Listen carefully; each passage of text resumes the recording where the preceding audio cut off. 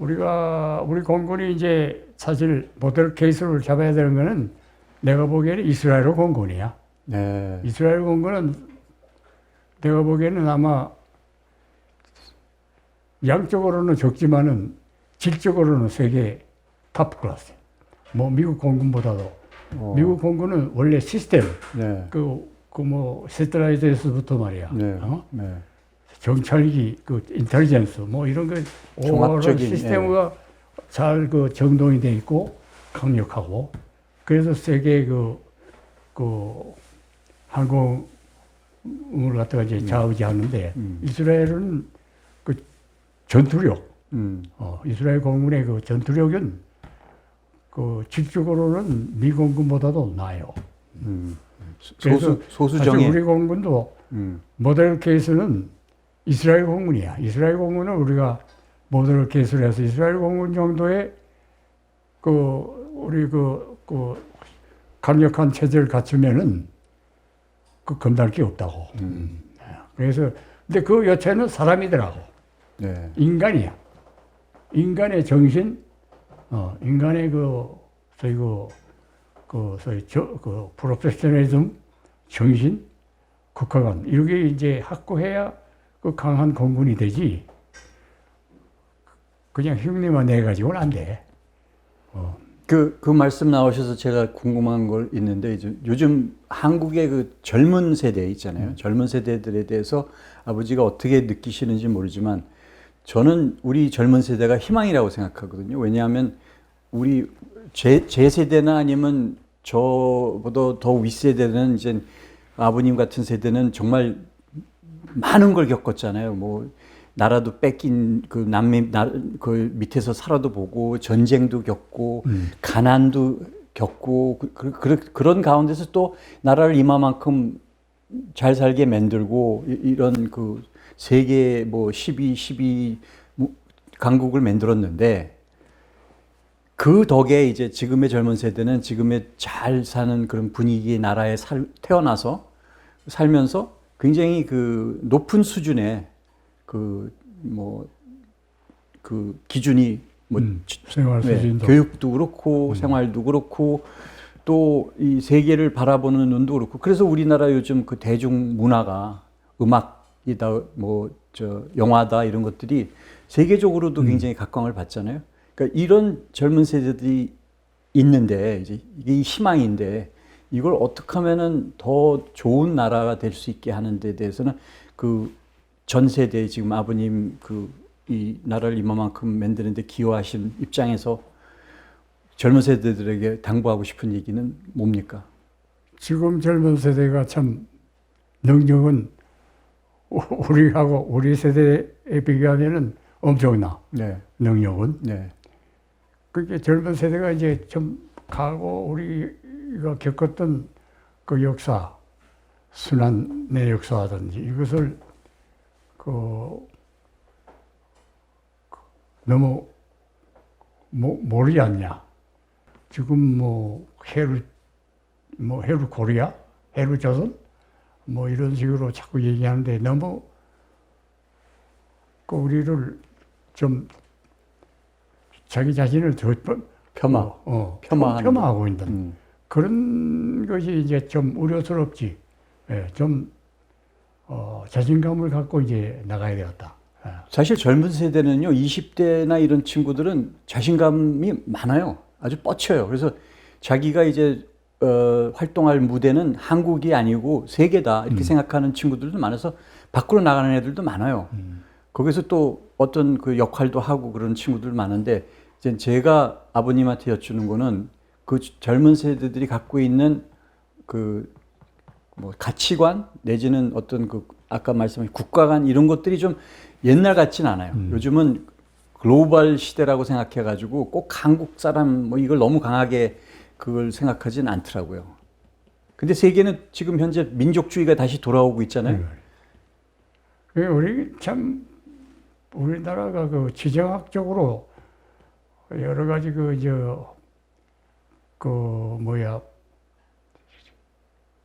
딴 나라에 비해서 별로 여건이 좋지 않아요. 네, 지정학적으로. 그렇죠. 우리나라를 둘러싼 강대국들이죠. 그 강대국들이 말이야. 미국같이 그 자유민주주의면 좋겠는데 중국만 해도 공산당 일당 독재고 중국만 하더라도 말이야. 언론도 없고 노조도 없고 야당도 없는 나라가 중국이거든. 그렇죠. 완전히 일단 독재라. 그 언론이라는 것도 전부 관영 매체지. 그렇죠. 그게 정부가 이- 시키는 대로 하죠. 그 정부가 만드는 그 언론들이 관제 언론들이 그 국민을 선동하게 되면은 그 잘못된 민족주의가 이제 자꾸 이제 가면은 우리 주변 국가들이 피해를 입는다고. 또 바로 북쪽에 있는 러시아만 하더라도 이게 말이야 이런 나라는 민주주의도 아니고 뭐 공산주의도 아니란데 이거 야 완전히 이상한 나라야. 독재국가 KGB가 지배하는 독재국가란 말이야. 그런 그 이상한 나라가 우리 주변에 있어가지고 또 거기에다 더해서 이게 북한의 김씨 왕조라는 게 이건 또 공산주의도 아니고 무슨 그 사이비 그 종교 집단 같은 나라가 핵무기를 가지고 이제 세계를 이어간단 말이야.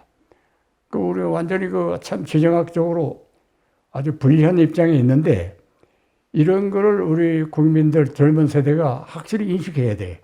이 와중에 우리가 살아남으려면은 어떻게 해야 되느냐? 우리가 우선 해야 될 건 우리 자강이야. 우리 힘을 기르고 우리 스스로를 지킬 수 있는 그 힘을 우리 가져야 되겠다는 게 이제 첫째고. 그 다음에 많은 소위 그 동맹을 가져야 돼요. 우리 친구를 가져야 된다고. 많은 그 동맹국가, 우리를 지원하는 나라가 많을수록 좋다. 그렇죠. 근데 우리는 다행히도 그 세계 초강대국이라는 그 미국을 우리 오랜 동맹국으로 가졌다는 것은 진짜 불쌍한 한민족에 대한 하늘의 그 은혜야. 왜냐하면 중국이 있고 러시아가 있단 말이야. 이건 완전히 북한하고 밀착이 돼 있어. 그 중국만 해도 조미 조약이 있어가지고 언제라도 개입하게 돼 있거든. 네. 전쟁이 나면은 중국은 북한 자동으로 쪽에 개입하게 돼 있죠. 예. 그 군대를 파견할 그런 돼 있는데 우리가 만약에 아무리 자강의 힘이 있다 하더라도 혼자서 그 미국하고 이제 떨어나가서 혼자서 중국, 소련, 북한을 상대해서 싸울 수 있어요? 예. 그걸 생각해야 돼. 그래서 그 전쟁 억제, 그 우리가 하여튼 평화를 지키기 위해서 그 전쟁이 나면은 참 비참해. 내가 6.25를 겪어서 그 전쟁이 나면은 가장 그 피해를 보는 사람이 누구냐 하면은 애들, 노인, 여자, 약자가 제일 약자들이 그렇죠. 자기를 지키지 전쟁에서 못하죠. 피해를 본다고. 예. 지금도 저 중동에서 시리아니 이런 내전을 보면은 그 비참한 난민들 보면은 이 한반도에서 전쟁이 일어나면은 우리가 70년간 갖고 온 그 모든 것이 하루아침에 무너지고 몇십 년 전으로 후퇴하는 거야. 그런 사태는 절대 일어나서는 안 되거든요. 근데 자꾸 평화만 구기로 한다고 되는가요? 평화를 이룩하기 위한 물리적 힘이 있어야 돼. 우선 자기 힘으로 스스로를 지킬 수 있는 힘도 있어야 되겠지만은 많은 친구가 필요하다고. 더 강력한 그 동맹이 필요해. 같이 싸워줄. 예. 지정학적으로 우리는 독불장군으로 혼자서 우리나라를 그 지킬 수 있는 여건이 안 돼 있다고. 지금 우리를 둘러싼 강대국. 그래서 우리가 무슨 그냥 돈으로 주고 평화를 살 수 있나? 유화전색으로는 절대 평화를 유지할 수 없다 하는 것이 역사예요. 역사가 그걸 증명하고 있다는 걸 알고 결국 힘이야. 저기 덮였다가는 우리가 안 되겠구나 하는 그를 느끼도록 해야 될 힘이 있어야 되는데 힘은 자강 플러스 동맹. 근데 아까 얘기한 것처럼 우리는 다행히 미국이라는 조강대국하고 군사동맹을 맺어서 오늘날까지 말이야. 왔고 또 성공적으로 나라를 발전시켰단 말이죠. 그러니까 앞으로도 그 평화를 유지하려면은 그 지금 동맹 없이 혼자서 한다는 건 그건 그게 비현실적이라고. 가능하지도 않죠. 가능하지도 않죠. 가능하지도 않고. 네. 그래서 동맹의 중요성을 우리 국민들이 알고 그래야 우리의 소중한 자유와 그 민주주의 이것을 지킬 수가 있단 말이에요. 맞습니다. 이 점을 우리 그 국민들이 뼈저리게 그 넣게 된다고 봐요. 그래서 그 점이 이제 나로서는 참 제일 요즘 딴 걱정이 없어. 그게 제일 걱정이야. 그러니까 안보하고 경제 이걸 가지고 자꾸 얘기하는데 경제는 중국이고 안보는 미국이다. 이게 양립이 될 수가 없다고. 될 수가 없고 경제는 없으면 우리가 좀 참으면 돼. 10개 먹던 걸 5개로 줄여서라도 그 참으면 되는데 안보는 없어지면 다 없어지는 거야. 사람 뭐 경제고 뭐고 없어. 나라도 없어져. 그래야지 안보하고 경제를 너무 그냥 같이 같은 그 동계급으로 둔다는 건 그건 내가 보기에는 잘못된 생각이에요. 네. 예, 지금과 같은 상황에서는 더욱 그런 게 지금 미국하고 중국의 경쟁은 이제 시작이거든요. 시작이죠. 점점 더 치열해질 거고 결국에 가서는 무력 충돌도 일어날 수 있는 상황까지 갈 텐데 여기에서 양다리라는 거는 가능하지가 양다리는 않죠. 성립할 수가 없죠. 아까 아테네하고 스파르타 강대국 사이에서 멸망한 소국 도시국가들, 네. 도시국가들처럼 되는 거야. 한쪽에 붙지 않으면 너 없애버린다 이게야. 어떤 도시국가는 인구가 한 5만 명 됐는데 그 아테네가 가서 야 우리 편에 붙어라. 아유, 우리는 뭐 어느 쪽에도 안 붙겠다. 응? 절대 스파르타에 안 붙을 테니까 좀 용서해달라. 아테네에서 얘기가 못 믿겠다. 그래서 그냥 싹 그냥 그 도시국가의 남자를 다 죽여버리고 여자 애들은 전부 노예로 삼았단 말이에요. 그런 역사가 있어. 그러니까 이 초강대국이 지금 두 개가 싸우고 있는데 우리 아래에서 그냥 그 뭐 경제는 이쪽이고 안보는 이쪽이고 그건 뭐 말도 안 되는 소리예요. 그건 불가능합니다. 그죠? 그리고 경제만 하더라도 그래. 지금 중국을 제외하면은 러시아를 제외하면은 자유세계는 전부 미국 편이거든. 미국은 동맹이 많아요. 유럽, 일본 뭐 해가지고 아세안 나라들, 아세안 뭐 해서 인도 해가지고 동맹이 많아가지고 호주, 경제도 사실은 비중이 그 양쪽으로 놓으면 일정이 많다고. 좀 많죠. 그러니까 그런 걸 잘 계산해야지. 경제 뭐 중국이라는 나라는 자기네들이 전부 기술 패권도 훔쳐가지고 이제 자기네 걸 만들면 우리는 언제 봤더냐 하고 잡힐 나라라고. 그렇죠. 그런 그 중국을 그것은 뭐 허무하고 그 따른다는 것은 이건 사대주의 사상하고 똑같은 거지. 그래서 이 안보에 대해서는 절대 양보해서는 안 된다. 우리는. 내가 제일 걱정하는 요즘은 경제보다는 안보예요. 그렇죠. 아버님은 뭐 전쟁을 통해서 나라를 지키는 데 앞장서서 했던 분이고 또 군인으로서 나라를 뭐 지키고 발전시키고 또 공군을 갖다가 발전시키는 데 기여를 하셨는데 아버님의 인생은 이제 어떻게 보면은 마무리 단계에 와 있잖아요. 그걸 생각해 볼 때 만약에 다시 살 수 있다면 지금까지 살아왔던 그 인생을 그대로 사실 건지 아니면 전혀 다른 인생을 원하시는지 아니면 뭘 조금 바꾸겠다 뭐 이런 게 있습니까? 난 다시 살아서 다시 태어나도 비행기를 타고 싶어. 네. 그 비행기가 진짜 인생의 가장 그 사랑한 거였던 것 같아요. 비행기 타는 거. 그렇지. 네. 비행기를 타기 위해서 군에 들어가고 군에 들어가니까 군인이 됐으니까 군인이 해야 될 이 본분이 나라 지키는 거고. 그래서 난 비행기를 탈 때 비행기를 어떻게 잘 탈 수 있느냐 하는 걸 이제 항상 이제 생각했고, 또 지휘관이 되면은 이 지휘관이 된 이 부대를 어떻게 강력한 최고의 그 부대로 만들 수 있느냐 이런 생각으로 이제 쭉 군대를 왔는데 45년 그 45세 46세 이제 군을 떠나게 됐어. 너무나 젊은 나이죠.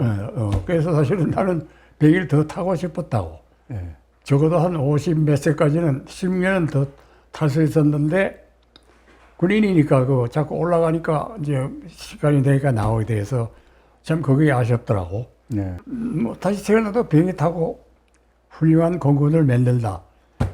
또 나라를 지키기 위한 강력한 공을 만드는데 일조를 하고 싶은 건 그러니까 똑같이 변함이 사시겠다는 거네요. 어떻게 보면. 그러면 아버님은 사실 어렸을 때 그 뭐 아버님 일찍 여의시고 그러기 때문에 어떻게 보면 공군이 아버님의 가족이잖아요. 자기 가족이고 또 가정이고. 공군이 아버님한테는 이 뭐 고향이야. 고향 같은. 공군이 내 고향이지. 그리고 아니 공군 난 사실 일제시대 그 뭐 헉수제 중에 헉수제지. 아버지 부모도 없고 삼촌 집에서 자랐고, 그 다음에 이제 일본 군대에서 이제 몇 년 지냈고, 그런 그 보잘것없는 그 인생이 있었는데, 나라가 생기니까 대한민국이 수립되니까 대한민국 군인이 되고 대한민국 공군에서 한국 그 대한민국 국기가 걸린 비행기를 타게 되고, 참 좋아하는 비행기를 실컷 마음껏 그 탈 수 있게 만들어준 데 대해서 난 공군에 대해서 제일 감사하고, 그 다음에 공군을 이렇게 한 그 대한민국에 대해서 항상 감사하는 마음, 이런 마음을 쭉 가지고 있었다고. 그래서 이런 나라를 어떻게 앞으로 계속 지키고 발전 시켜 나가야 되겠냐 하는 데 대해서 항상 생각하는데, 이제는 내가 나이도 먹고 해서 할 일이 별로 없어. 없는데 이런 일을 우리 젊은 세대들이 좀 잘해줬으면 하는 그런 바람뿐이. 사실 아버님의 그 공군에 완전히 거의 뭐 열정적이고, 그러니까 막말로 얘기하면 거의 미쳤다. 비행기에. 그러니까 이 가족들은, 특히 돌아가신 어머니는 상당 불만이셨잖아요, 그게. 근데 저는 이제 자식으로서 아버님의 그러한 그 살아온 모습, 지금 또 살고 있는 모습을 보면서 사실 저는 존경을 하거든요. 그게 저한테는 굉장히 큰 그 중심을 잡아주는 게 됐어요. 아버님이 그냥 그 삶 자체로 보여주는 거가, 물론 좀 혜택이 좀 더 있었으면 하는 그런 것도 있었겠지만, 그런 거 없이, 그런 거 따지지 않고 이제 한 사람으로서 이렇게 모범을 보고 진짜 어른다운 어른을 이렇게 옆에 볼 수 있다는 것만 해도 저는 굉장히 그 자랑스럽고 긍지를 느낍니다. 두고두고 진짜 건강하시고 계속해서 그 건강 자체가 사실 자기 자존심이거든요. 인간으로서 자존심은 자기가 자기 스스로 알아서 움직일 수 있고 할 수 있고, 그렇고 생각할 수 있고 얘기할 수 있고 그런 것들인데, 이제 그걸 잃으면 남한테 의지해야 되고 자기 표현도 제대로 못하면 인간으로서의 존재는 이미 그때는 어려워지는 거죠. 근데 그걸 지켜주시는 그 모습만 봐도 저는 제가 따라서 해야 될 어떤 모델이 생기는 거니까 감사합니다.